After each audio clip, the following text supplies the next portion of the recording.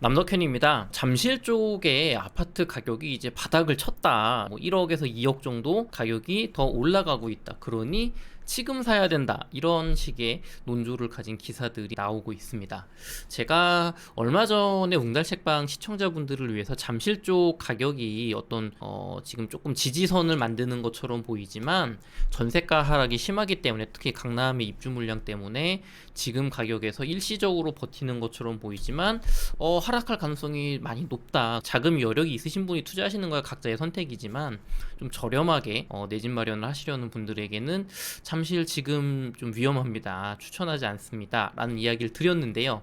그 이야기를 들은 이후에 방금 말씀드린 것처럼 잠실 집값 다시 올라가고 있다. 실거래 1억 2억 올랐다라는 기사가 많이 나오고 있습니다. 실제 부동산 카페에서도 지금의 매수 적기다. 잠실 주공 5단지 너무 싸다.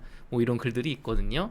2008년도 과거에 잠실 입주 물량이 쏟아졌을 때 엘스 33평 전세가 2억이었다. 말이 되냐 지금 거기가 전세 지금 15억 16억 갔던 곳인데 2억이 말이 되냐. 말이 됩니다. 입주 물량이 쏟아지면 그렇게 돼요. 그래서 잠실 매수 위험하다. 다시 한번 생각해보자. 신중하셨으면 좋겠다. 그럼 출발할게요. 요즘 이런 기사를 많이 보실 수 있어요. 한 달 새 2억 원이 뛰었다. 집값 바닥 찍었나? 집주인들 쾌재. 이 하락장 속에서 이 집값 바닥 찍었다. 다시 오르고 있다. 그래서 낙폭이 컸던 지역으로 일단 숨통이 튀어서 헬리오시티 일주일 새 1억이 쑥 올랐다. 과천 2억이 올랐다. 규제 완화를 전방위적으로 해서 효과가 나고 있다 하면서 이제 작년에는 잠실주공 5단지 22억 6천이었는데 최근에는 24억 6천. 그러니까 거의 2억이 올라간 거죠, 실거래가로. 엘스도 19억이 최저가였는데 최근에는 2억 3천만 원이 오른 21억 3천. 요렇게 1억에서 2억 정도씩 가격이 올랐다. 철산도 1억 가격이 올랐다는 기사가 쏟아지고 있습니다. 이게 거짓말은 아닌데, 거짓말은 아니에요. 아파트라는 거는 층이나 동이나 향에 따라서 또 어떤 집주인들이 전세를 낀 매물에 따라서 어떤 가격 차이가 1억에서 2억 정도까지는 날 수가 있는데, 요거를 해석을 요렇게 하는 거는 조금 제가 볼 때는 무리가 좀 있다라는 생각입니다. 잠실 엘스예요. 누구나 아시는 잠실의 대표적인 엘리트로 불리우는 대장 단지고요. 보시는 것처럼 이제 기사의 내용은 그거죠. 한창 엘스가 잘 나갈 때 27억까지 34평이 27억까지 갔었는데 이제 22년 하반기 12월 시점에는 27억까지 갔던 게 19억까지 떨어졌다. 그쵸? 11월 14일에 이제 19억까지 7층이 떨어져서 이제 엘스 18억대로 가는 일만 남았다 했는데 9억, 21억, 9억, 20억, 21억, 21억 3천 이렇게 2억 3천 정도 가격이 올라간, 그쵸? 2억 최저가에서 2억 3천 정도 가격이 올라간 형태로 실거래가가 한 달 넘게 찍히다 보니까 가격이 이제 바닥 찍고 멈추는 게 아니라 다시 올라간다. 앞으로 다시 반등할 거다. 왜? 27억이나 하던 게 21억으로 이렇게 가격이 떨어졌으니까 6억 정도 다시 돌아갈 거다. 이제 그런 논조의 기사인 거죠. 그래서 제가 이제 말씀드렸던 마찬가지로 리센츠 같은 경우도 이제 S 바로 오른쪽에 있는 리센츠죠. 리센츠 같은 경우도 최고가 26억 5천을 찍고 나서 22억, 19억 7,500, 그렇죠? 19억 7,500을 이제 찍고 11월에도 19억 7,500을 찍고 20억, 19억 8천 하다가 8억대로 가는 게 아니라 21억 1천, 20억 6천, 19억 9천 이러면서 이제 20억 정도 언저리에서 이제 버티고 있다. 이제 그 얘기예요. 다시 올라갈 거다. 잠실주공 5단지 같은 경우는 36평 재건축 아파트죠. 최고가 32억을 찍고 12월 달에 22억 4,500, 22억 7,600 이렇게 거의 10억 정도가 하락한 거래가 나왔다가 이제 1월 14일 거래는 24억 4,600. 그러니까 2억이 올랐다. 이 반등이 되고 있다. 지금 잠실은 가격이 오르고 있다. 실거래가만 보면 기사 내용이 맞는 것처럼 보이죠. 실제로 실거래가가 상승하는 실거래가가 찍히고 있으니까요. 거짓말이 아닙니다. 저는 우리 웅달책방 시청자분들이 조금 더 한꺼풀 더 들어가 보셨으면 하는 바람은 뭐냐면 저 단지들만 있는 건 아니에요. 부동산이 잠실 지역에 예를 들면 파크리오 같은 경우는 25억 3천, 이제 그 리센츠 엘스 이런 애들에 비해서 최고가가 2, 3억 정도, 2억 정도 더 낮은 이제 최고가를 찍었던, 이것도 굉장히 높은 최고가를 찍었던 단지죠. 같은 연식이고 이 아파트 같은 경우는 최근에 가격이 상승하고 있는 게 아니라 16억 5천까지 지금 떨어졌거든요. 30층도 좋아요. 30층이죠. 그러니까 이 파크리오 쪽에서는 지금 가격이 계속해서 하락 거래가 이어지고 뭐 상승은 나오지 않고 있다. 최저가 거래가 이제 500만 원 더 떨어진 거죠. 또 12월 달보다. 이때는 12층이었고. 그래서 가격이 떨어지고 있다. 그래서 여러분들이 지금 헷갈리실 거예요. 뭐 어디는 좀 오르는 것 같고 여기는 조금씩이지만 떨어지는 것 같고. 조금 더 볼게요. 그래서 요 매물을 보면 이 16억 5천에 대한 이 매물을 보면 왜 이렇게 파셨냐를 보면 이제 역전세에 대한 부분이 들어가 있는 거죠. 21년 1월에 4억 8천만 원으로 올려서 거의 이제 2배로 올린 거예요, 전세가를.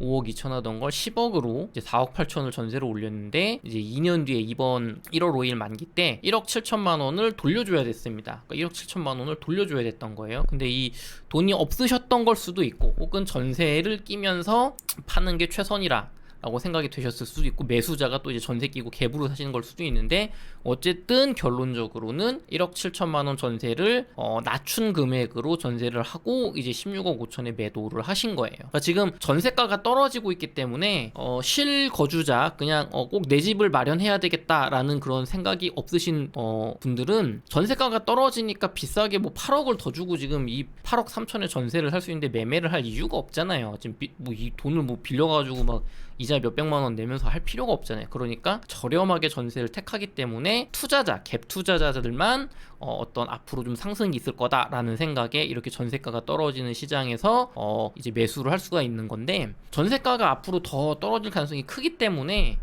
매매가는 앞으로도 내려갈 가능성이 높습니다. 그 이야기를 제가 지난번에 드렸고 오늘 조금 더 강조를 드려볼게요.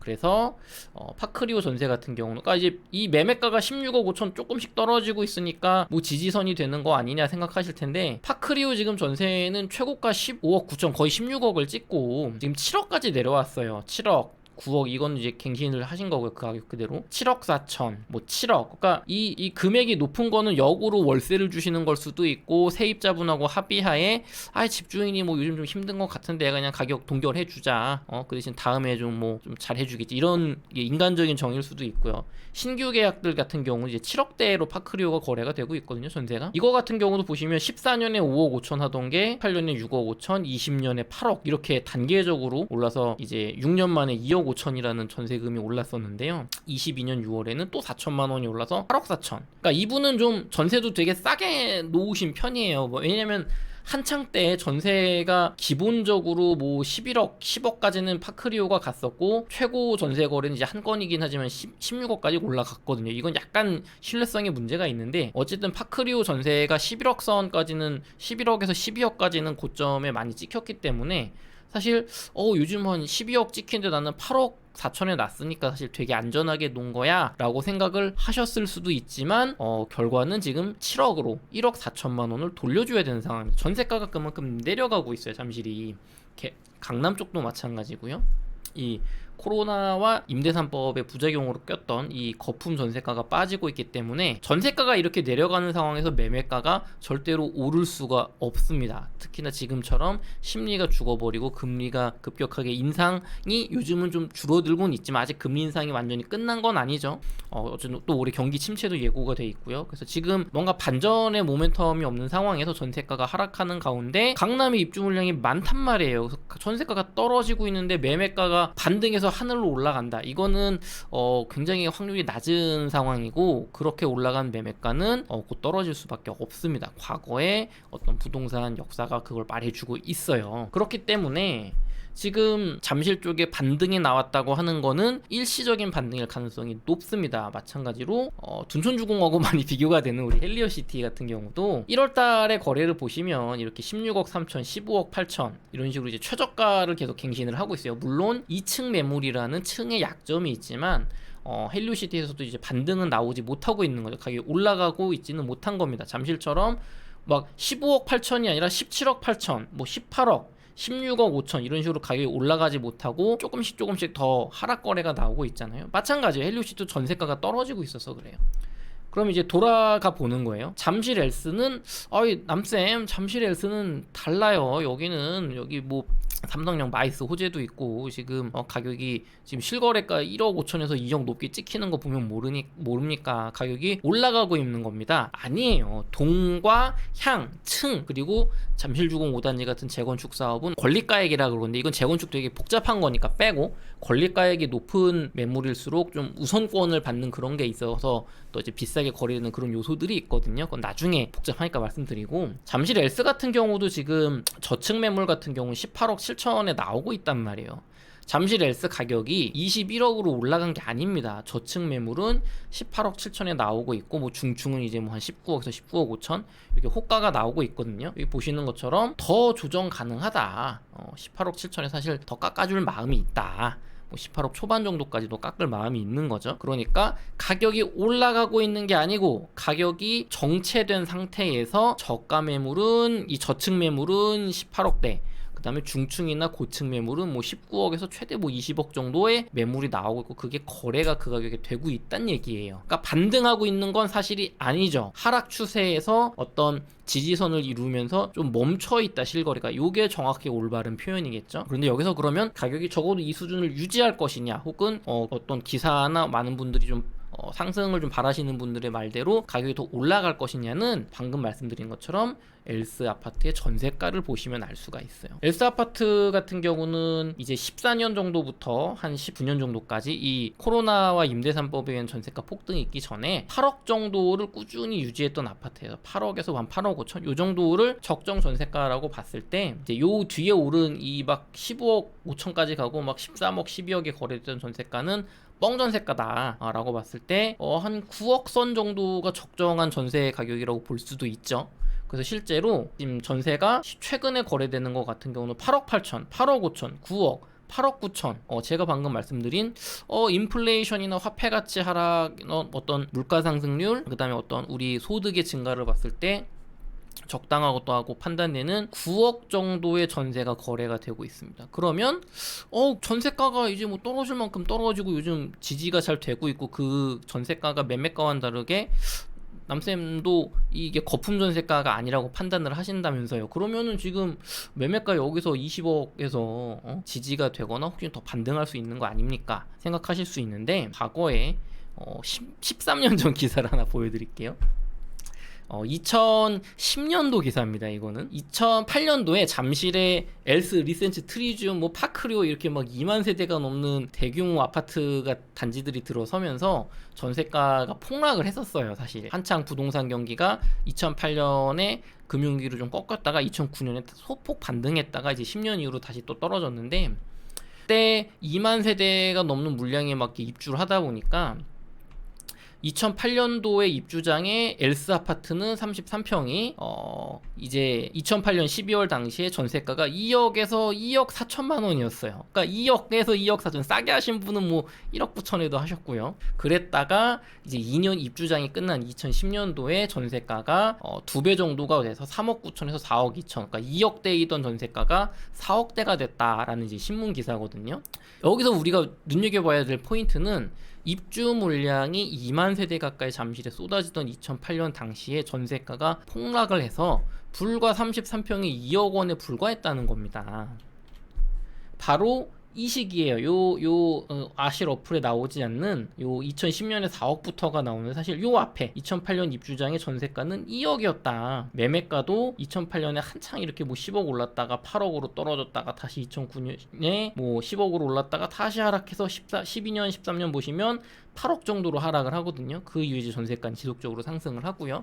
그러니까 지금 적정 전세가라고 제가 생각된다고 생각하는 9억 원의 전세 가격이 과연 강남 개포 23년, 24년 2만 세대가 되는 입주 물량이 들어설 때 또 둔촌주공 25년 1월에 입주 물량이 들어설 때 13,000세대가 넘는 입주 물량이 들어설 때 전세가가 버틸 수 있을 것이냐 쉽지 않다는 얘기입니다. 과거같이 전세가가 9억 선보다 적정 전세가는 9억으로 보이지만 더 하락할 가능성도 있다.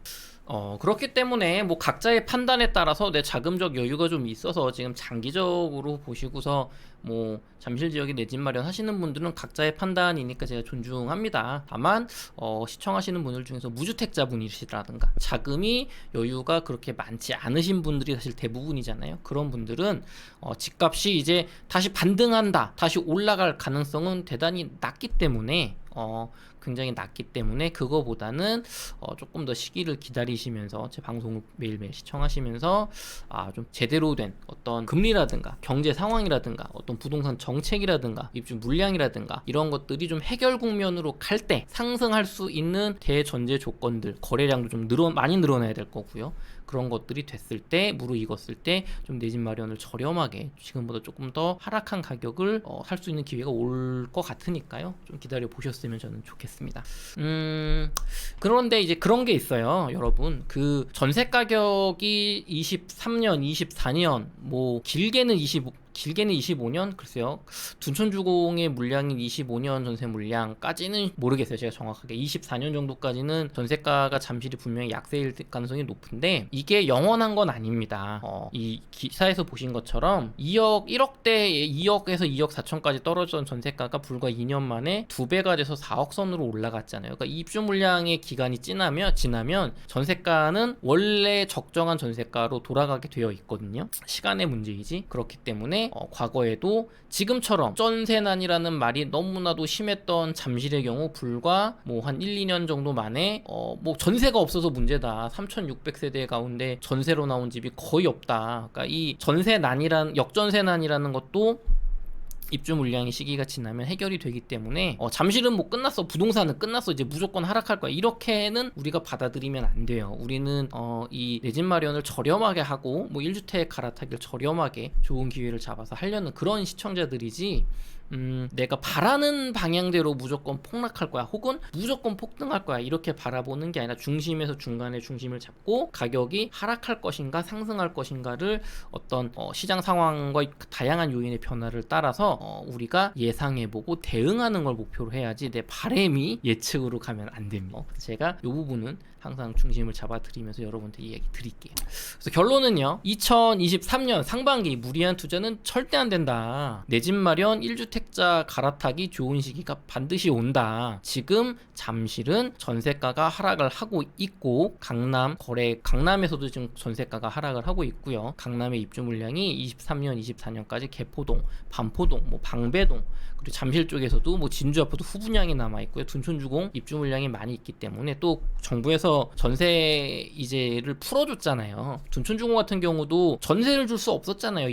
청약을 당첨되신 분들이 25년에 입주해서 2030년까지 팔기 전까지 뭐 전세를 줄 수가 없었단 말이에요. 최소 3년 정도는 전세를 줄 수가 없었는데 그걸 또 풀어줬기 때문에 전세 물량이 또 나오는 거거든요. 그러니까 건설사는 살려주는 거지만 전세 시장에는 굉장히 악영향을 주는 그런 정책을 쓰고 있기 때문에 급하지가 않아요. 지금 잠실의 가격 상승은 일시적인 반등도 아니고 다만 동이나 층이나 향에 따라서 가격이 이제 달라지던 게 실거래가 찍히는 걸 뿐 가격 하락세가 멈춘 것에 불과하다. 절대 상승 반전한 것은 아니다. 앞으로 한 달, 두 달 지켜보시면 잠실 쪽에 가격이 다시 전세가의 하락에 맞춰서 또 상급지인 강남 하락에 맞춰서 매매가도 떨어질 가능성이 조금 더 높아 보이기 때문에 너무 무리한 투자를 지금 시점에는 하지 않으셨으면 좋겠습니다. 앞으로도 계속 잠실 관련해서 제가 뉴스 전달 드리면서 여러분에게 가격 변화에 대해서 알려드리도록 하겠습니다. 제가 개포동 관련해서 입주 물량 가지고 또 상급지인 강남 쪽의 매매가 전세가를 가지고 이야기를 조금 더 풀어볼까 하다가 요 영상이 너무 길어지고 또 한 번에 너무 많은 정보가 들어가면 조금 이게 어렵거든요. 그래서 제가 요 정도로 끊었는데 다음번에 좀 더 좋은 잠실 쪽 관련 뉴스가 있을 때 제가 연결을 해가지고 단순히 전세가가 떨어지기 때문에 매매가가 떨어질 가능성이 높다는 것 그거 하나만은 아니다. 근거가 제가 또 말씀드리도록 할게요. 아무튼 여러분 잠실 쪽에 적어도 반등이 나올 가능성은 대단히 적기 때문에 또 그렇게 되면 너무 빨리 가격의 상승을 이루게 되면 다시 떨어지게 돼 있어요. 왜냐하면 지금 상급지인 강남이 떨어지고 있기 때문에 잠실만 오른다 그러면 잠실 팔고 강남 갑니다. 이 돈 있는 분들은. 그러니까 이 신문 기사에 휘둘리지 마시고 내 집 마련 기회를 조금 더 관망하시는 걸 좀 추천드리겠습니다. 그러면 오늘도 수고 많으셨습니다. 감사합니다.